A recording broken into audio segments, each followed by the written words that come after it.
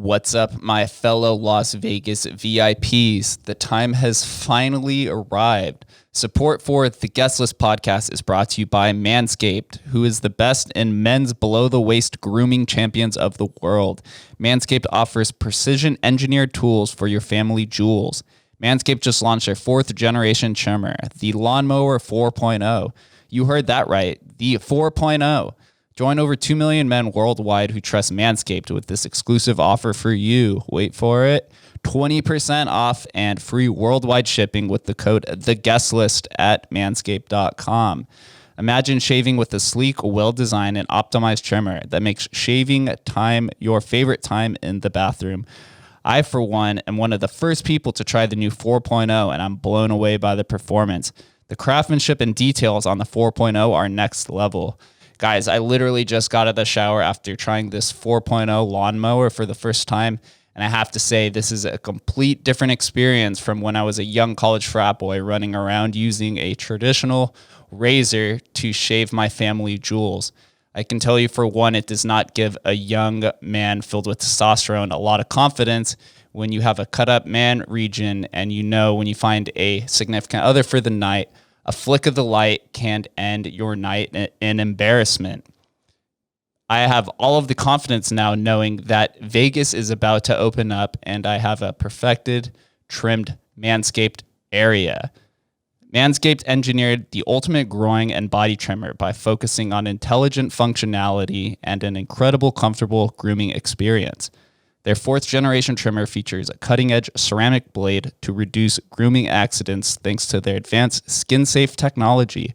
I now feel confident shaving my boys.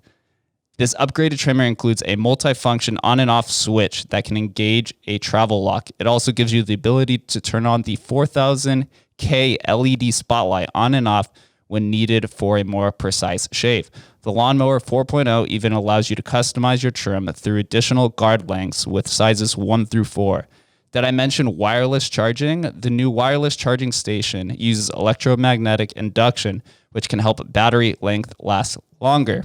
Men, if you've been shaving with the same nut trimmer on your face, you've been doing it wrong. No person wants to end up with pubes in their mouth. It's time to get your own ball hair and body trimmer with Manscaped to make me time the best time and enhance your confidence with some nice, smooth boys. Get 20% off plus free shipping with the code TheGuestList at manscaped.com. Your balls will thank you.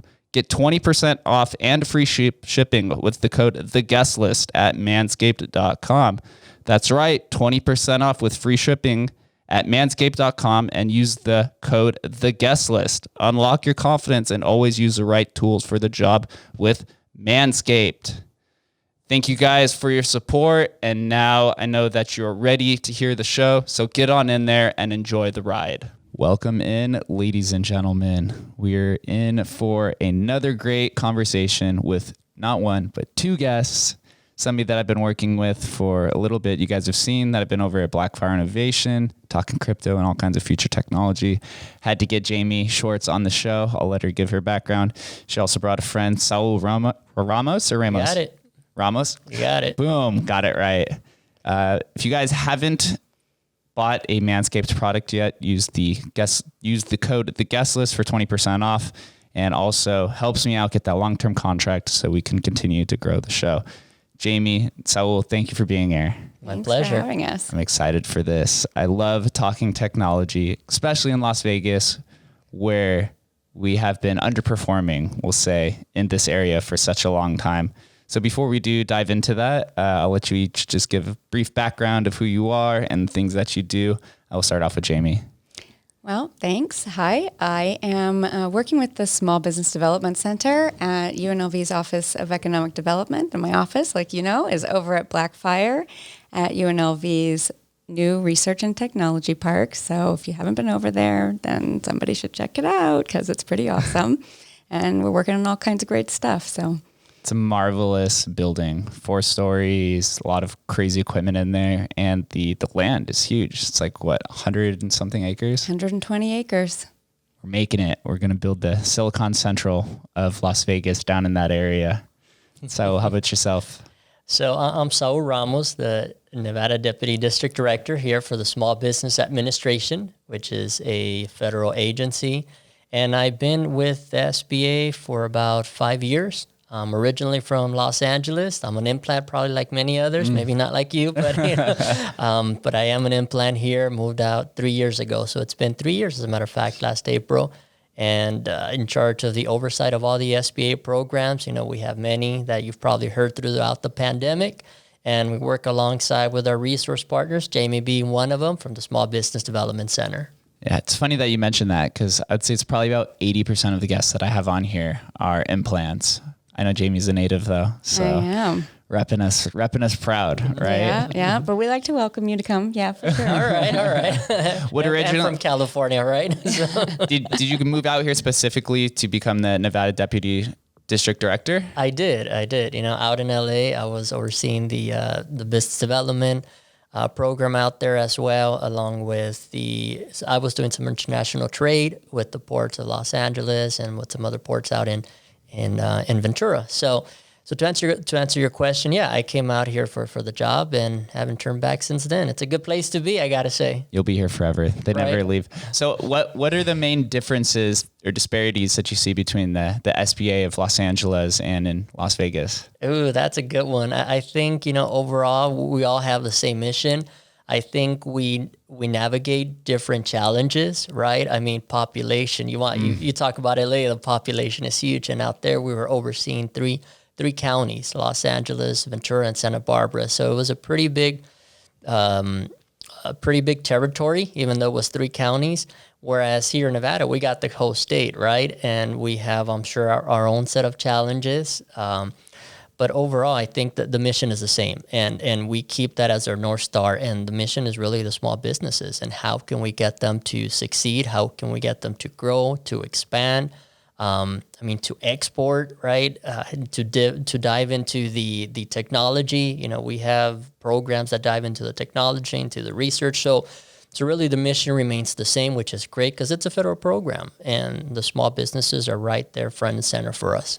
Right. Yeah. It seems like since COVID began, small businesses are getting hit pretty hard, more so the actual storefront, the physical stores, whereas the small businesses that are mainly online tend to succeeded. Do you see that trend being a problem in the future?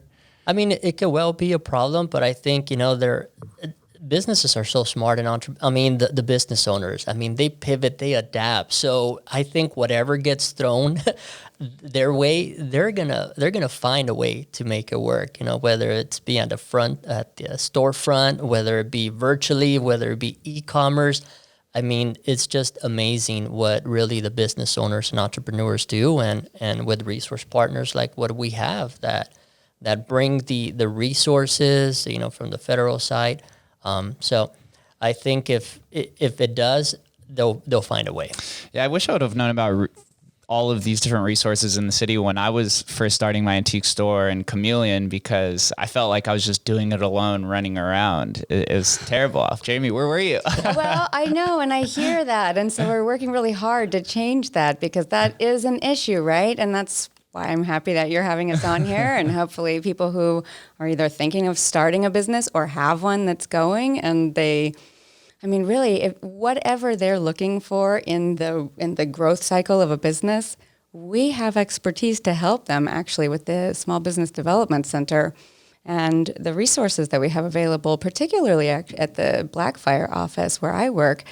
We really can bring a company all the way from, for instance, we had a few different companies who were suffering during the pandemic and had to close their brick and mortar operation, and we pivoted to an online operation. And we have experts who were able to help them collaborate with others. And so they were joining into subscription boxes, which became really popular. Well, they were already popular, but became more popular during COVID. And they changed their business model to adapt to something more modern and current. And not that anybody wanted this to happen, but a lot of the owners that we talked to have said, I've wanted to move into the digital space. I haven't really known how. I didn't really understand how to maximize my social media and how to reach my customers on that level. But now that I've been forced to do that, I'm so glad, because where I used to have a potential customer base of, the radius of my location and who would drive there or walk there, now it's potentially the world. And that's changing things for people, especially here in Las Vegas. So that's really exciting for us. Yeah, COVID really just poured gasoline over the traditional business model and was like, nope, we're not doing this anymore. Inexistent. Mm-hmm. And speaking of Blackfire innovation can be a very broad term. So what type of entities are housed inside of the Blackfire Innovation Center? Well, so the Research and Technology Park is designed to be a hub for all things that are related to innovation, technology-related business, or business that wants to participate in research and technology with the university. So who you can find there right now are Accelerator, Incubator programs. We have some financial partners who've taken space in there. We have lots of developers. We have an audio-visual production company that's there. We have programmers, software developers in our building. Who works for Office of Economic Development for UNLV is Dr. Robert Rippey, who runs UNLV's Hospitality Innovation Program. So there are always grad students and PhD students who are playing with robots and innovating cool platforms and things like that. And they're looking for people external in the community who maybe want to work with them, or who maybe their research or their work can support. So that's always an interesting combination that happens. We have an artificial intelligence group, the AI Foundation, that is in our office space. We have a patent and IP protection specialist that works with us.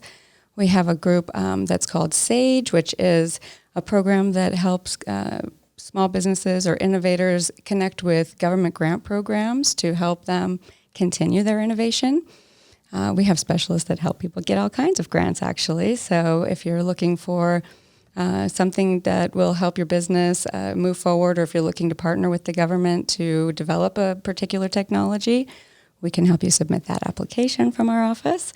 We also have a team of specialists who are good with accounting and tax specialties, marketing experts, business plan experts, growth and expansion experts. We have angel investors who are coming and meeting with our group. And once we get through June, I believe the week of June 15th or so, we'll be launching a new Spanish-speaking incubator program. That'll be a 6-week workshop series. So that's very exciting.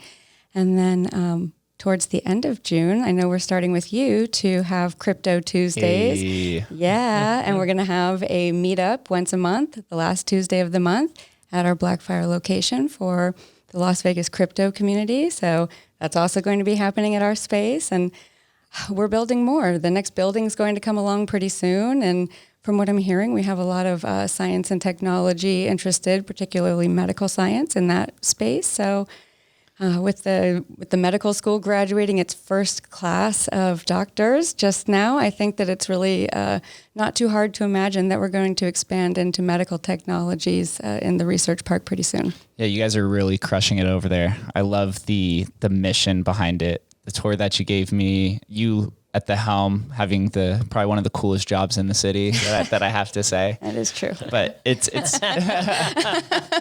it's something that I've talked about a lot on the show. Is like, and I've used this terminology with you before, like Vegas operates in this 3D model traditionally. Everything's on this, just like what you see is what you get. The strip is like, it's entertainment based, so it's what's in front of you. They haven't done like a good job at leveraging technology on top of that. And so one of my goals with this podcast is to try to push Vegas in that next generation to have like that 4D model, like the tech overlay on top of it, because we just like, it's just been a tough time doing that. I just don't know what the issue is. What do you think? Well, I think one of the things is that Las Vegas grew really quickly. So a lot of people and talent flooded into the city over the last 20 years. And a lot of those people are independent-minded people. I think Las Vegas attracts that kind of person, entrepreneurial spirit. and people just do their own thing, and they got started, but they didn't necessarily get started in a cohesive way because they were all out doing their own cool stuff. And so we have a lot of silos of innovation that exist in this valley. I think we're just now starting to build the infrastructure to pull that all together. Mm-hmm. And we have to network, right? Vegas is built on trust and networking. I'm sure you've experienced that since you've been out here for 3 years. So you've probably met like a ton of people, and you realize that the city is only separated. Everybody's only separated by 2 to 3 degrees of separation. Whereas I'm sure somewhere in LA, if you wanted to get in contact with somebody, you probably had to go through like 7 or 8 different people to reach there. Yeah, it's so true, and I think during the pandemic we were able to see how agile we were to make things happen. I mean, you talk about the pandemic coming at us so quick, and it did, and I think it goes to show how the network and the infrastructure that was already set was a great stepping stone, if not a great foundation, to be able to deploy a lot of these programs and support. I mean, again, SBDC being right there front and center to help make sure that we got the support to the small business community. And in the small business community comes in many different ways and shapes. I mean, we had independent contractors, that were applying for these programs, whereas probably before they would have never had thought to even reach out to whether it be a small business development center or to the SBA, but it really allowed the opportunity for us to not only engage with them, but to learn more about their needs and how we can support them. Is a gig worker classified under the SBA? Does that fall under the same protections? To some extent, yes, and especially, for example, for the programs that we have rolling out, right? Gig workers might have fallen under the independent contractors, where they were able to benefit tremendously from the programs that we had. So to some extent, I would say yes. Yeah, Vegas is a very it has a huge gig economy with the amount of entertainers and DJs and things that just seem to pop up left and right. Yeah. I mean, you talk about, we had Uber drivers, we had dashboard, folks, we had entertainers that were applying for these programs. So we truly understand that support was able to bring them, food to the table or a roof over their head. And we're just glad to be part of that, along with the folks that were involved. So yeah, although it's a state-driven program, the network and the infrastructure that I think we've been able to build, this was probably before I even got here, so kudos to everyone that's been able to do this, because we were able to pivot very quickly. Yeah, and we have to work in unison. That's the only way that we push the city forward, connecting the silos, right? Yeah, for sure. And I mean, Saul and his team were really so supportive and so the biggest cheerleaders really of success in the city. And it's nice to see that kind of collaborative effort and that kind of support. And I think that's also a benefit of the size of Las Vegas and that kind of short distance between everyone to one another. That's part of the reason why we wanted to come and talk to you today, was so that we can spread the message even more, because people like you and your network are who are talking to each other. And that's really where the trust begins, and building that confidence amongst the community together, that we can work together. Yeah, we are literally on the forefront of building culture out here. We've kind of coined the term between a few different conversations of the golden age of Las Vegas culture right now, right? When you walk around in the arts district, it has this like energetic spirit. I don't know if it's just because there's no gaming down in this area, but a lot of different small businesses that are providing culture, specifically like the company For the Culture, and a lot of this like artistic touch and expressions are all migrating down in this area. And like the people who live in this building, for example, mostly under 40, and they're all gig workers, independent contractors, software programmers, podcasters. It's everyone really believes in the mission. I don't know if it's just that the strip has become a little bit too corporatized and people are beginning to notice that. But you also see like downtown Vegas is starting to experiment in things that aren't just native to the strip. Like the Plaza has pickleball and Circa has a podcast studio. So you're really starting to understand the power of internet communities. Oh, yeah. And you also have a lot of independent shops and independent restaurants downtown, which is, so nice to see small business owners that have started these kinds of businesses. It was tough to see them struggling during being shut down for COVID. One of the things that Saul and I wanted to talk about today is the Restaurant Revitalization Fund, because there's a lot of benefit that's finally been rolled out to restaurant owners and also other businesses who are selling food to the public, who are eligible for the program and may not know it.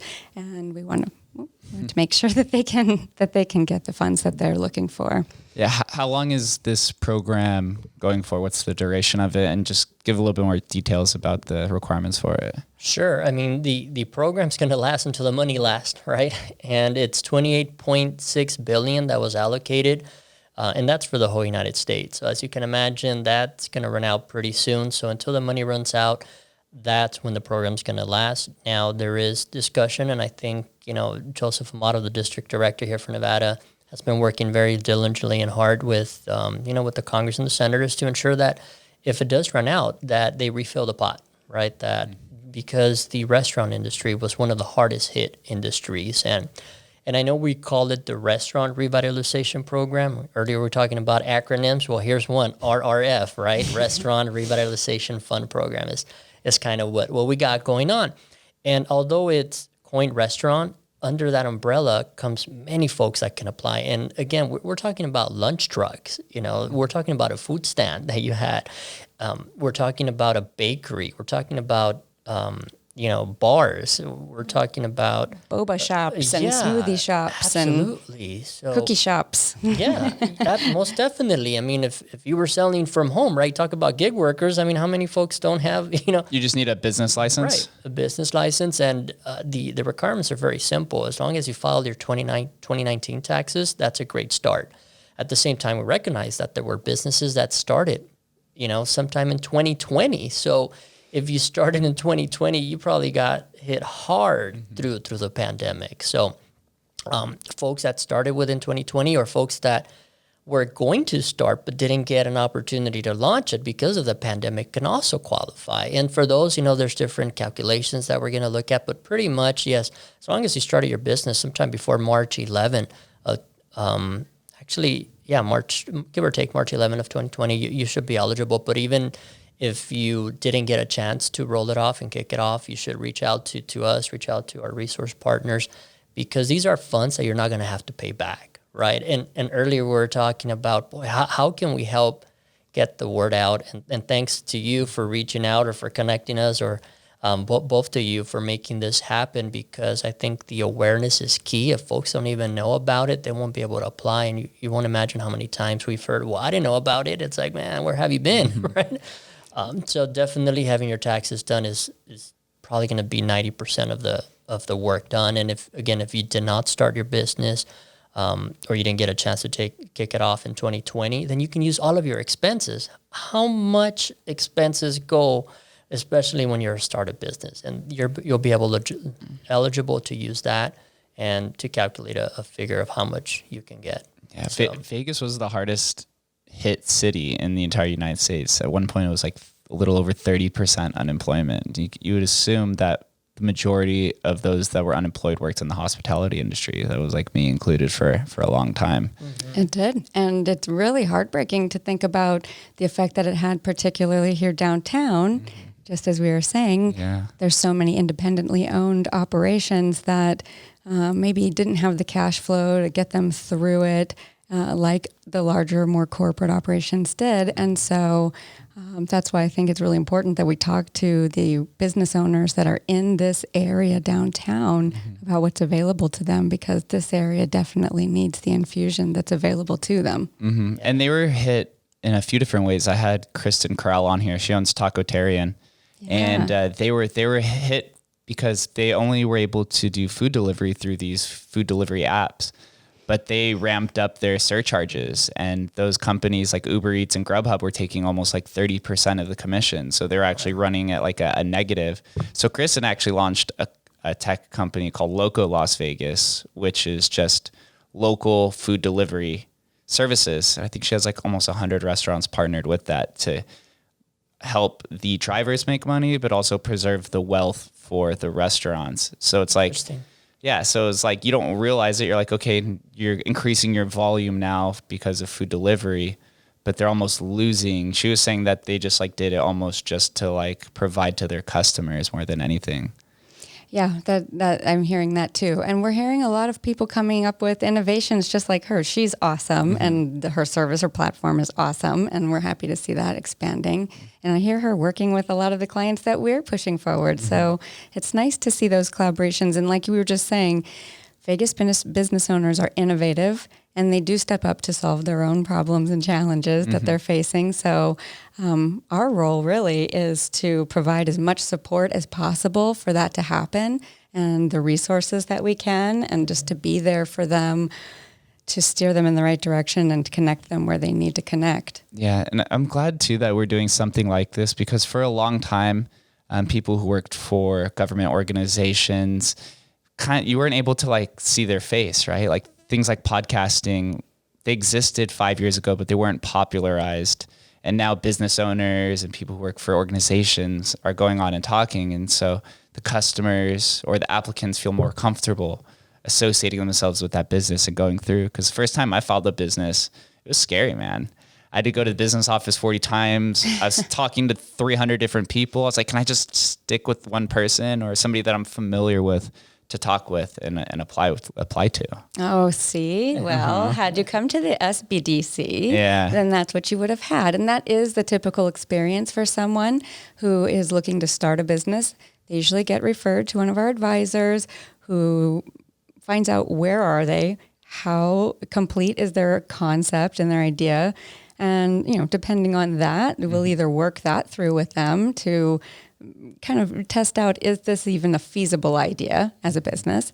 And then once we get to that decision that it is, then we've got full checklists, and we've been known to hold a few hands, getting everything done and every permit and license, and making sure someone's properly filed, making sure they have the kind of structure that's right for them. I know you and I were having a different conversation the other day. There's different types of entity structures, and different structure types have different advantages for, you know, a different goal for a business owner. So we work all of those things through with someone, building out their business plan with them and helping them understand what the local landscape is, and obviously connecting them to all of the resource partners. It turns out that actually Southern Nevada has an abundance of resources available to someone who wants to start a small business. And I think the challenge, like we've been saying, is just making sure people know about it. Yeah. And to that point, I'm glad that you mentioned about connecting the resources, right? Because I think, you know, what we have, and it goes back to one of the original questions that you asked earlier, you know, the networking and the networking contacts that we have internally are huge, right? I mean, you talk about SBA dives into the financing piece of it as well, and we have loan programs. So it doesn't take much for Jamie to pick up the phone and say, hey, you know, we're having this situation. Do you have any lenders that can work with this folk, or vice versa? You know, when we have someone walk through our doors and it's like, okay, I think you might need, call it the bit more hand holding, or you need a little bit more guidance to take in to guide you in the direction that you want to. So the connection that we have within the network is huge. And sometimes, you know, SBA might not be a good fit, but we know that if we hand them over or do the warm handoff to the SBDC, they'll be in good hands, or vice versa. SBDC, you know, also works with other resource partners that we have. We have the SCORE, which are retired volunteers. The majority of them, right? They're volunteering their time. They're not getting paid. But the knowledge that they bring, the wealth of knowledge, is huge, right? You can't probably put a price on that. So we work with an art network. We work with the state, with the city, to ensure that we keep them moving in the right direction. And that's huge. And that's a lot of value that we bring to the table. And as a matter of fact, you know, I always like to say, these is your taxpayer money at work, right? Yeah. You might as well take advantage of it. Why wouldn't you? It's part of paying taxes, and these are the resources that you can definitely take advantage of. Yeah, who doesn't like free money, right? Well, and assistance and help. I mean, honestly, it really is, I think, one of the programs that has the most return, because all our team does day in and day out is help people develop their business concept, which in turn develops the economy and supports more employment and supports the city. So I think we're trying our best to do good work, and I think that we are.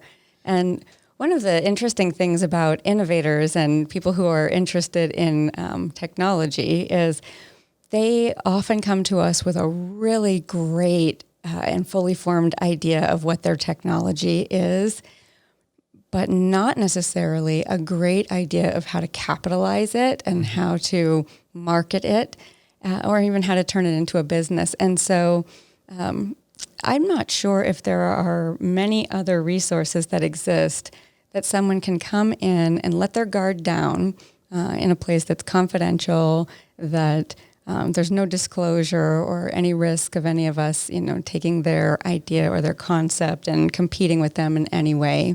It's completely free of charge, and sit down and work through the challenges and the holes in their plan and make it right. And if they need a partner, chances are we probably know someone that we can connect them to, whether that's a financial partner or a collaborative partner or developer in some way.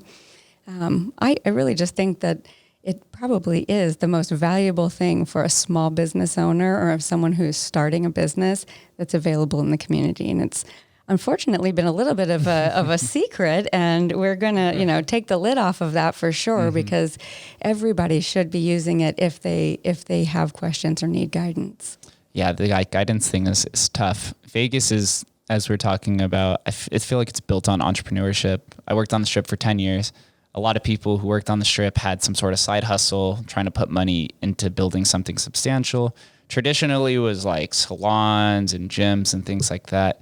But I'm beginning to notice people diving into the tech application on top of that, which is really cool to see, because I think we're going to have a huge rush of entrepreneurship over the next few years after all of these new residents who moved over here with their tech jobs, still making six figures, and they become acclimated to Vegas. Takes probably about 2 years, I'd say, to feel acclimated. They're going to want to do something with that capital. And what do people do that have excessive capital? As long as they don't get tempted by the Strip and go put it back in, they're gonna want to build something. And if they build something, they're going to need a network to do it. So it's good that we're building this infrastructure now, kind of prepping for that next leg of Vegas to become this Silicon Central or whatever you want to call it. Because I know there's been a few attempts at it over the history.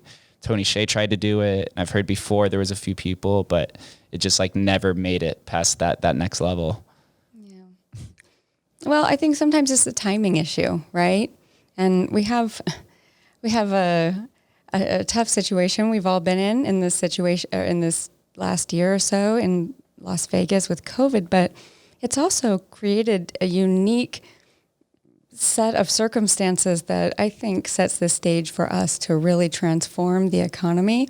One, obviously, there are a lot of people in need of a new type of employment, and so people are moving toward more technologically driven businesses and entrepreneurship. I mean, the uptick in new business starts that we've seen since COVID began is really incredible. And I think largely because, people are innovative and they figure it out. Well, they've got to find something to do. So they have decided to start that business that they long wanted to do. I mean, I think you're a great example of that, right? Yeah. Also, another phrase I use on here is Nevada's always been in the bottom in terms of traditional education, right? It's always 48, 49, 50. But what's not a statistic is the amount of entrepreneurs out here. When I had Michael Naft on here, Clark County Commissioner, he said that there was almost 50,000 filed LLCs in his district alone. And I'm sure there's a few people who own multiple businesses. But if you just say that his area has 1 million people, that's almost 1 in 200 people or 1 in 100 people are starting a business. And Vegas is a very skill-dominated city. The traditional education model is just not us. It's just not what it was built on. And so entrepreneurship is the perfect next evolution to do it.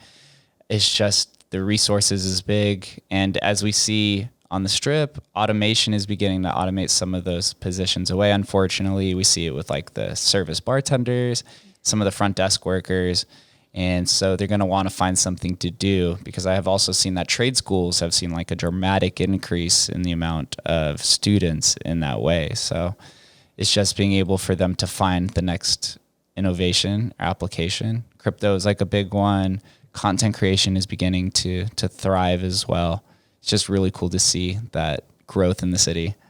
Yeah, it is. And you know, I like that you mentioned several things. I mean, one, about the entrepreneurship spirit, right? And you're never either too young or too old, or whatever age that you're in. I think it could be a good fit. It just kind of depends on the circumstances that you may be dealing with. I mean, again, you're a perfect example of this, right? You're very young, and you've took the leap of faith, and that really is what it comes down to, right? Kind of, boy, when do I take that next leap of faith? And, you know, do I do it just on my own? Do I do it with some guidance? Do I talk to someone? And I think, you know, having platforms such as this that help educate the folks about, you know, you may want to take that leap of faith. Why wouldn't you? And it starts with that. So I think it's great that you mentioned the entrepreneurship spirit, because, you know, whether it be education, whether it be the technology piece, wherever it is, you may land into it. As a matter of fact, the SBA has a small business innovation research grant, right, where it kind of dives a little bit into. That's where we get into the innovation piece of it, and it truly is the government seeking innovation or solutions for problems that the government has. So that's how we dive into the innovation piece, and it's called the SBIR, the acronym, and we've had a lot of success with it. I mean, just a quick little story, right? It's many years ago, the government had a huge problem because we had soldiers walking into these buildings, and we were losing soldiers, right? So somebody had to come up with an idea, how can we save lives, save soldiers? So somebody came up with an idea of, let's send a robot or some sort of automated system product that could go in there and scan it and save some lives before human people go in there. Well, you fast forward a couple of years later, you find this robot cleaning your house. It's called the iRobot. You know, just a quick little story of how it went from, yes, the government needing a solution, but from it commercializing it and now having it in your house. That is awesome. Yeah. Just to put a number over the whole thing, do you have an estimate on the amount or the total amount of grants in terms of like grant applications and then the value per year? I don't have that number because it's different federal agencies that are seeking solutions. So SBA kind of takes the quarterback role in ensuring that we're putting focus on certain agencies and the entrepreneurs that are looking to find those solutions. So I think there's about maybe 10 or 12 federal agencies that are part of the SBI program. So not all of them, but as you can imagine, the Department of Defense, which is the government, will take a big portion of that piece of it. But I mean, even, you know, I was talking to 2 years ago, we had a SBIR event here in Vegas where they came to town. And we had, I believe it was the Department of Education, where they were trying to figure out how we can get, you know, kids to take a deeper dive into coding. So this guy created, you know, it was kind of a DJ platform, but it was actually coding. So, you know, it was pretty neat. So he was incorporating that into the educational system of how kids can enjoy coding, but he was engaging music with the coding piece of it. So it was a pretty neat product that he had going on. And of course, you know, he had won a grant with the Department of Education, and it was kind of the first step to move into that piece. So nevertheless, you know, innovation, technology, you know, it falls within different spaces, government being one of them. And, you know, in the commercialized space, of course it does. Mm-hmm. Yeah. And I think computer programming is probably one of the most important skills that the younger generation needs to learn. I want to try to teach it to myself once I get some more time personally, just so I could kind of comprehend it. Like in the blockchain space, I can understand the code, but I don't know how to type it. Like I can conceptualize it, but just having that foundational layer underneath it makes it so much easier to understand the technology and kind of like where we're going. So we have to just learn. And I'm a little bit curious, like, where does UNLV land in all of this? I know it's called the UNLV Office of Economic Development, right? The Innovation Center is kind of a good collaboration between the public sector and the private sector. What is, at least from your point of view and what you think, what is UNLV looking for to gain out of this? Well, I think we have a few goals, and one of them is to help to support this community and to help support an environment and an ecosystem of employment for the students that are graduating from the university, so that we don't see such a large attrition rate. Historically, people who've graduated from UNLV, particularly in the sciences field and technology, have not all stayed here in the local community and employed those degrees in that information. And so it's our goal that we create an environment that we can capture those graduates and continue to grow the city. So I think that's one goal in developing more of an ecosystem here and in trying to be kind of the hub that centralizes the information for the technology and innovation ecosystem here.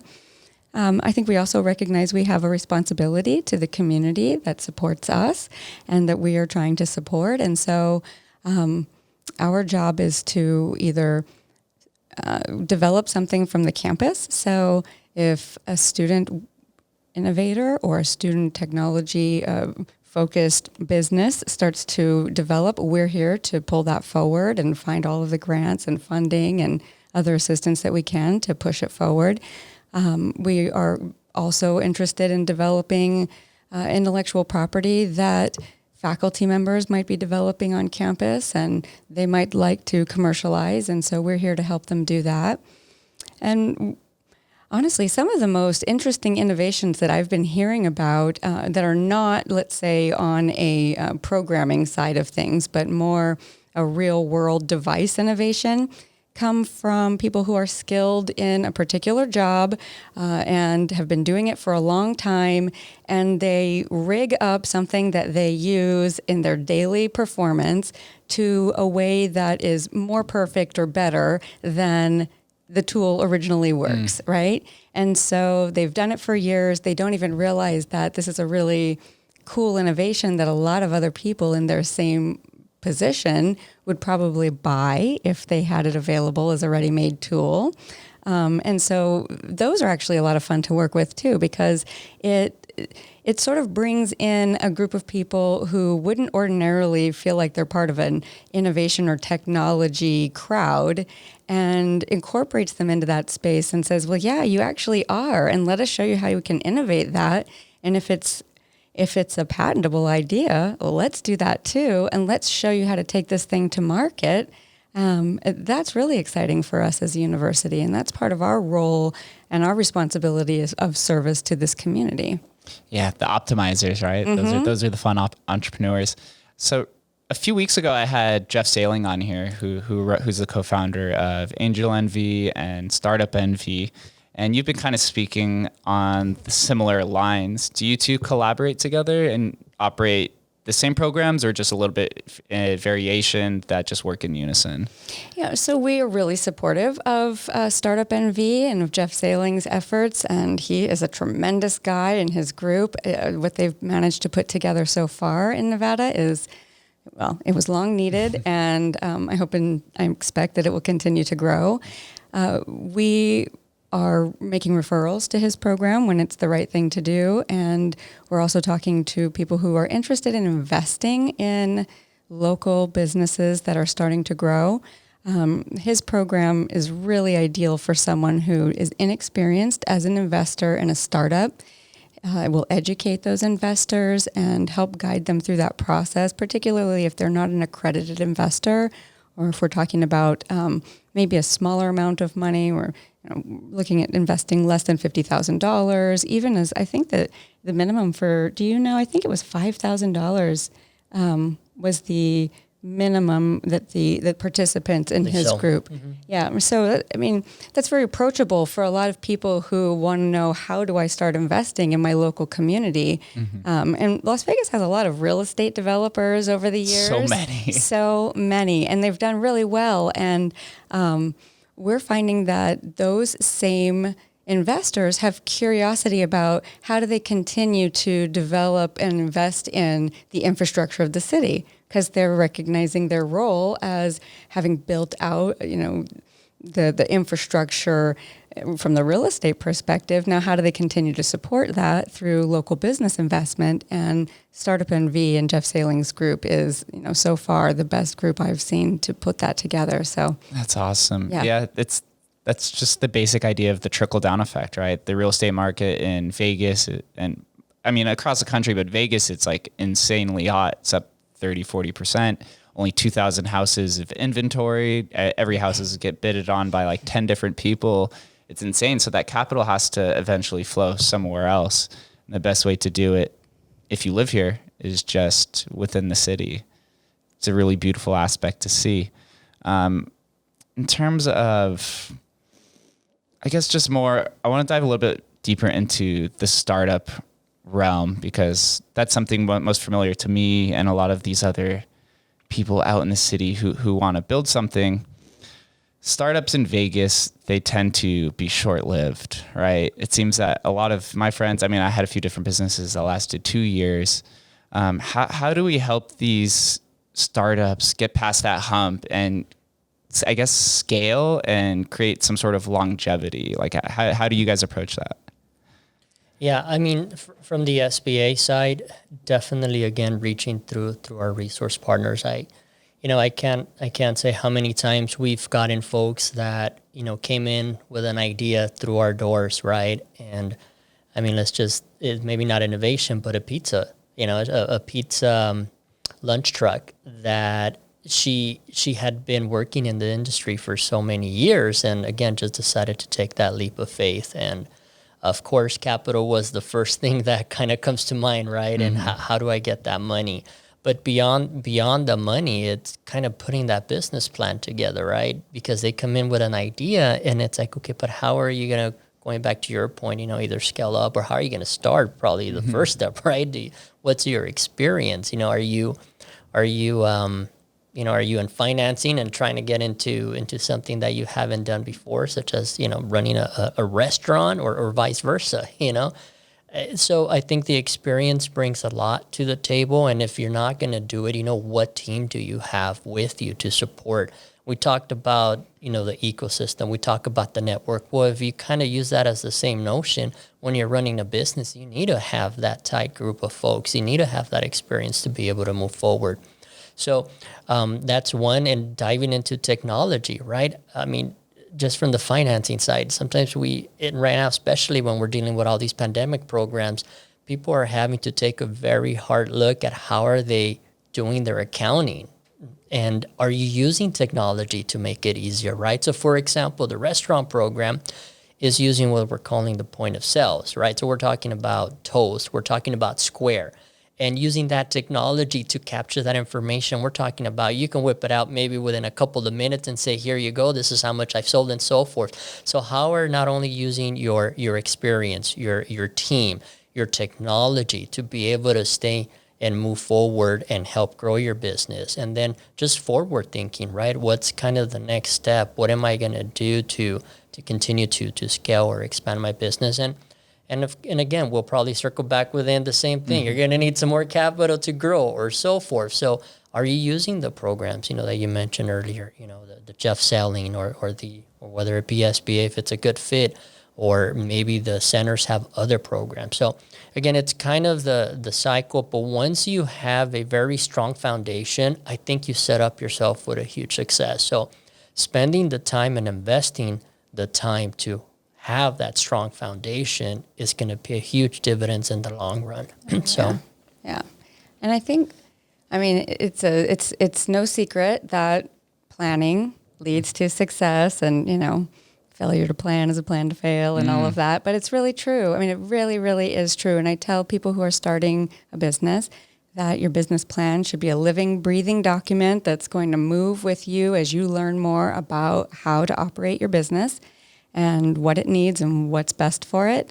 And, I think probably the biggest reason when I see people failing or struggling is they don't have a solid plan, or they have too many plans rather than in building and centering on a couple of really strong core competencies. People who start businesses are really excited about what they have to offer, which is awesome. But then they get really excited about all the things that they can offer. And sometimes we get ahead of ourselves a little bit and start trying to expand and scale, like you were talking about, before we have the foundation really solid, which is, speaking to capital availability. And again, what's your plan? And do you have the ability to scale, right? Because just because you can produce 100 widgets right now and you have an order for 1,000 widgets, but if you don't have the materials or the staffing or the capability to produce that many widgets, then you're setting yourself up for failure and stress and to hate your business and to not want to do it anymore, right? And that becomes not a lot of fun. And so I think planning and working on that plan all the time, visiting it at least once every couple of weeks when you're starting off and checking yourself. Some of the clients that we're working with, they have homework that they have to go home and do, and we'll set them up. And they are not sure that I'm serious when I tell them that we're really going to plan the week out, right? If you've got 2 months to achieve a goal, then every single week needs to have a metric attached to it. And at the end of that week, you have to measure whether or not that worked, the activity that you planned. And if it didn't, then you need to resolve whatever is the gap, right? And sometimes we don't take enough time to evaluate that stuff because we get caught up in just trying to put Band-Aids on or solve the problem immediately. And I think that's one of the reasons it's nice to have a consulting, advisor to sort of bounce ideas and think through the struggles. And we are starting several incubator programs, new ones at Blackfire and through the university. And in that process, I did a lot of research about the value of incubators and why they're valuable. And depending on the research that you read, there's some different statistics, but I think consistently I saw about the figure that businesses that start and go through some sort of an incubation process are 75% more likely to be in business 2 years from start date than a business that did not have a similar support network. So, business information is out there. Anybody can go online and you can look up. The SBA's website is fantastic, by the way, for information about how do you make a business plan? How do you create a budget? How do you understand cash flow? There is so much knowledge available on the SBA's website. So, okay, fine. We all, have that available to us. I think the difference is active networking, human-to-human contact, the mentors that you bring into your world, the collaborators that you're working with. And so for us, I think, how do we improve the success rate of businesses that are starting here? It's to encourage them to participate in these communities that we're trying to build so that network can help each other and support each other to grow. Right. So I'm very bullish on incubators. The largest incubator in the country, the most popular one, Y Combinator, right? I had a gentleman on here, Andrew Gardner, who went through Y Combinator. It's called Humanly. It's like an AI recruiting software. Mm-hmm. And he told me he didn't go through Y Combinator for the capital. He did it for the network because now he's in this networking group with a bunch of like-minded individuals who are all on the same mission. And they're in a group chat and he could just put something in there and they will either connect him to the resource that he needs, or they could push him in the right direction where he needs to go, or they tell him that his idea is shit and that you shouldn't support and do it. So especially when you're a solopreneur and you're by yourself, you need to surround yourself with like-minded individuals. I'm going to be honest, your friends are probably not the like-minded individuals you're looking for, unfortunately. Yes, and so you true. just have to take that leap of faith to go out there and to talk with people. Mm-hmm. And the incubator, I think, is the most solid way that you could go about that. Yeah, and just this weekend at the Tech Alley event that we were at, I saw you.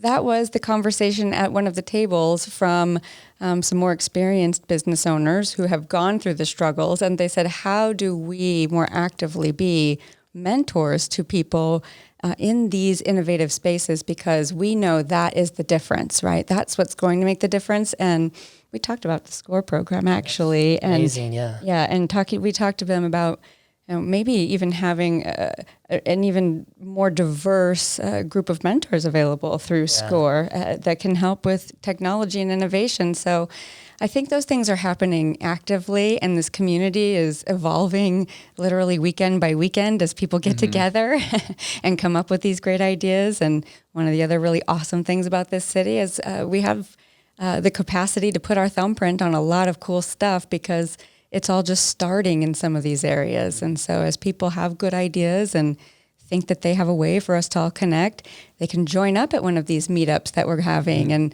and put their opinion out there. And it can quickly become incorporated into the landscape of the technology scene in Las Vegas. And that's real. And that's really awesome for an innovator here.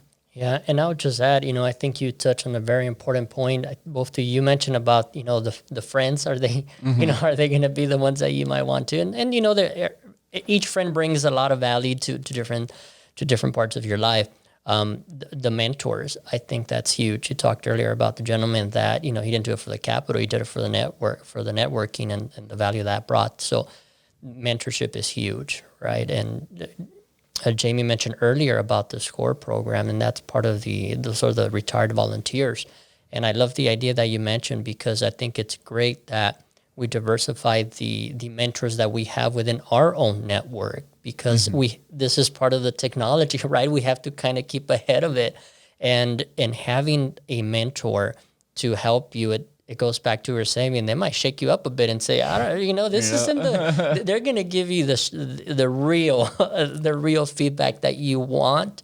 May not want to hear, but that you really want and need to know before you make that next step. And you mentioned, Jamie, earlier about, these are folks that have been through that struggle. And to me, I always value mentors. I think, at least for me, I am who I am, where I am because of the folks that have been able to guide me, to mentor me. And like they say, we kind of stand on the shoulders of giants. We are who we are because of the folks that have been led the way before us. And I think it's up to us to keep on moving that needle or 1 inch by inch and make it better. So taking advantage of that is huge. So I'm definitely going to catch up with you, Jamie, and see how we can diversify our mentorship in the technology space too. Mentors are extremely important, though it's hard to actively seek out a mentor because you don't know how you may interact with somebody.